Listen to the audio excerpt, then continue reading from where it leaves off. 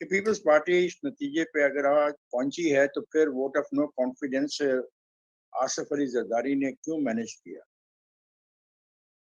जी।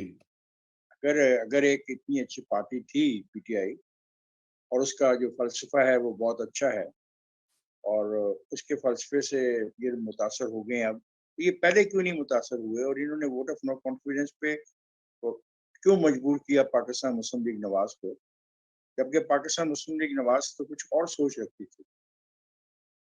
उसका तो ख्याल था कि उसको टेन्योर पूरा करने दिया जाए उस पार्टी को, ताकि उसकी कमजोरियों और कोताहियों से पाकिस्तान की कौम को बेहतर आगाही।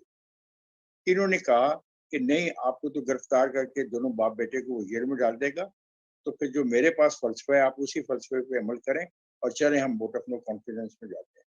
तो वोट ऑफ नो कॉन्फिडेंस को इनिशिएट करने के लिए तमाम तर जो मेहनत उन्होंने की वो फिर क्यों की? आज अगर उनकी मोहब्बत बकौल आपके बढ़ रही है, मुझे तो खैर ऐसी मोहब्बत को नजर नहीं आ रही। मेरे लिए तो हैरान कुन बात होगी कि एक डेमोक्रेटिक पार्टी एक ऐसी पार्टी के साथ मोहब्बत बढ़ाने को तैयार है जिसने पाकिस्तान के अंदर सिविल नाफरमानी का ऐलान किया, जिसके एक लीडर ने फवाद चौधरी ने बताया कि इस मुल्क के अंदर सिविल वॉर होगी, जिसके एक लीडर ने कहा कि यहाँ पे खून की, शेख रशीद ने जैसे लोगों ने कहा, खून की नदियां बह जाएंगी, जिसके लीडर ने ये कहा कि पाकिस्तान 3 हिस्से हो जाएंगे, पाकिस्तान पाकिस्तान 3 हिस्सों में रह जाए। जी। तो मेरे लिए तो बड़ी हैरानगी की बात है कि एक पीपल्स पार्टी जैसी अभी तक एक जमहूरी पार्टी जो है वो कैसे ये सारा मलबा पे उठा लेगी। नहीं, बड़ी वो आपकी बात ठीक है। मेरा ख्याल है कि ये मामला जो है ये इलेक्शंस के हवाले से है, क्योंकि आपको पता है कि इलेक्शंस ये में इलेक्शन क्या अजीब बात कर रहे हैं रूमी साहब, यानी आप बात कर रहे हैं कि इफ्तिखार अहमद इस प्रोग्राम में तुम मेरी इज्जत किए जाओ और अगले प्रोग्राम में भला तुम मेरे से झगड़ा कर लेना, ठीक है बात? ये अजीब किस्म का फलसफा आप दे रहे हैं। यही चूंकि ये इलेक्शन का मसला है तो इलेक्शन के मसले में हम एक पूरे के पूरे जो तारीखी हकीकतें हैं उनको हम भूल जाएं क्योंकि हम इलेक्शन में जा रहे हैं। जी। ये तो आप करते आए हैं सारी उम्र। यानी कि जिस दिन जिस पार्लियामेंट ने प्राइम मिनिस्टर को इलेक्ट करते हुए कम वोट दिए और चीफ ऑफ आर्मी स्टाफ को इलेक्ट करते हुए पूरी की पूरी पार्लियामेंट ने वोट दे दिए, और आज यानी मुझे समझ नहीं आती आप किस जमहूरियत को आप सपोर्ट करते हैं। मैं तो उस जमहूरियत को सपोर्ट करता हूँ जो अवाम की है। अगर जमहूरियत का नतीजा ये निकलना है कि एक पाकिस्तान के टुकड़े करने का दावा करने वाली एक पार्टी के साथ आपने जाके बैठना है, तो फिर बड़ा अफसोसनाक है। ये आपका सौदा है भाई। ये जी। सौदा कोई जमहूरी सौदा, ये जमहूरी सौदा नहीं है। ये तो जमहूरियत को नुकसान पहुंचाने का सौदा है। और इससे साबित ये होता है कि आप जमहूरियत में यकीन नहीं रखते, आप पावर पॉलिटिक्स में बैठ के आप इक्तदार में रहना चाहते हैं। अगर मैं सही। आपकी बात मान लूं और अगर आपने बिलावल का मैसेज मुझ तक पहुंचाया है सही, तो फिर ये है जवाब कि मैं नहीं समझता कि पीपल्स पार्टी इतने बड़ा अपना खमियाजा भुगतने को तैयार हो जाएगी कि वो जो उसके क्रेडेंशियल्स हैं सियासी जमहूरी, उन्हीं को खत्म कर देगी मैं इस खातर के अपने पैसे बचाने हैं और अपने मालो दौलत बचानी है। आई नहीं, डोंट एग्री विद दैट। नहीं, मेरा ख्याल है ये तो नहीं है मामला। लेकिन आपको पता है कि इलेक्शन से क्यों जो है, जैसे अभी हम बात भी कर रहे थे आपसे पहले, इस शो से पहले, कि इलेक्शंस जो हैं वो उसमें अगर पीटीआई जीती है, अगर अभी जीते, जल्दी होते हैं। जीते, अ, बिल्कुल जी। जीते। हाँ जी। देखे मेरी बात सुने राजा साहब, यहाँ पे पाकिस्तान पीपल्स पार्टी 18-19 कौमी असेंबली की सीटों लेके भी जिंदा रही है। तो जी। पाकिस्तान मुस्लिम लीग अगर बैठ जाएगी अपोजिशन में तो खत्म नहीं हो जाएगी। बड़ी अच्छी बात है कि अगर अगर पाकिस्तान के अवाम एक फैसला करते हैं तो आप भी रिस्पेक्ट करें, मैं भी रिस्पेक्ट करूंगा। खत्म। बिलावल की स्टेटमेंट जो है ना वो बड़ी मुझे अच्छी, उसने मुझे एक तो दो बातें भी मुझे तो इस कही। पर कोई इख्तिलाफ नहीं। जी।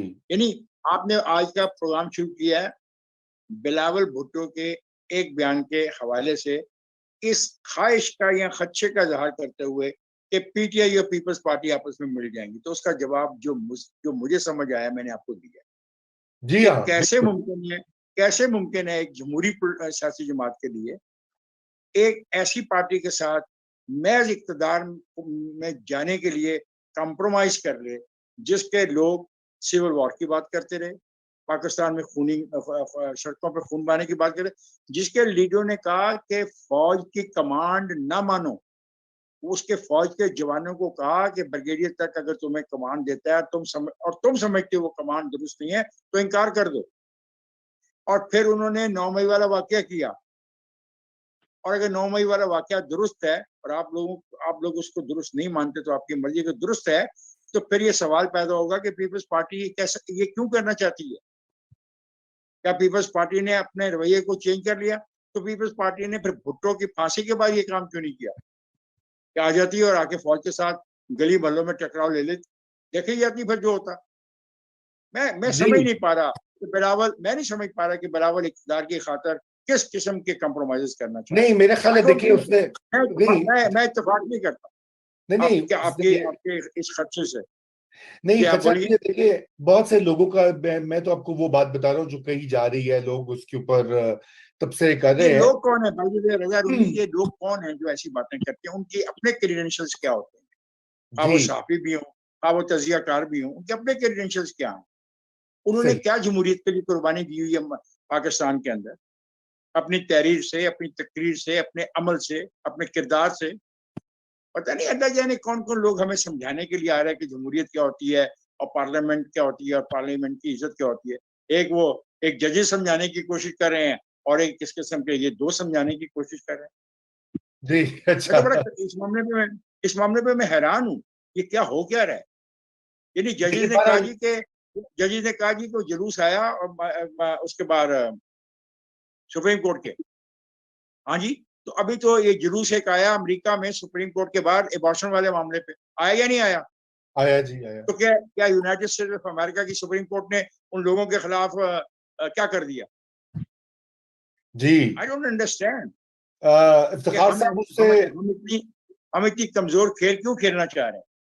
भाई इलेक्शन कराओ, मैं इलेक्शन से नहीं डरता। आपको पता है मैं चंद सहाफियों में से हूँ जो कहते हैं उसको फांसी मत दो, पार्टी को बैन न करो और उनको इलेक्शन लड़ने, जी क्योंकि बिल्कुल, आई एम अ मैं डेमोक्रेट। मैं आपसे मुकम्मल इत्तेफाक करता हूँ। ये बैन करने से और ये करने से तो मसला उलझता है, और जैसे आप कह रहे हैं नहीं लेकिन आपने मुझे बताया कि बिलावल तो जा रहा है, पता नहीं क्यों।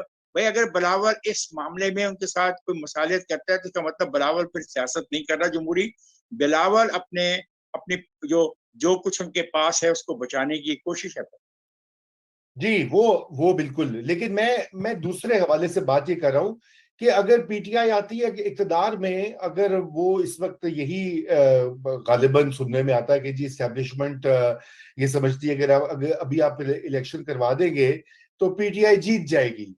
और जो मैं आपको वही बातें कह रहा हूँ जो कि बस जिनकी हम सुन रहे हैं। नहीं रजा, मुझे समझ नहीं आती ये तमाम लोग जो ये आपको ये सारे तजिए करके दे रहे हैं, क्या आपसे ये तजिया भी शेयर करने को तैयार है कि 2018 के इंतखाबी नताइज की रात को पीटीआई के पास कितनी नशिस्तें थी?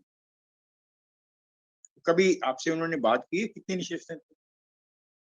नहीं और बात क्या तो पीटीआई तमाम मदद के बावजूद जो 3 फौजी जर्नलों ने उसको फराहम की, 2014 के धरने के बावजूद वो 2018 की रात को, इलेक्शन की रात को, इस पोजीशन में नहीं थी कि वो गवर्नमेंट फॉर्म कर सके, ना मरकज में ना पंजाब में। और आज उसके लोग जिनको अल्लाह जाने वो क्या कहना चाहते हैं हमें, मुझे नहीं समझ आया।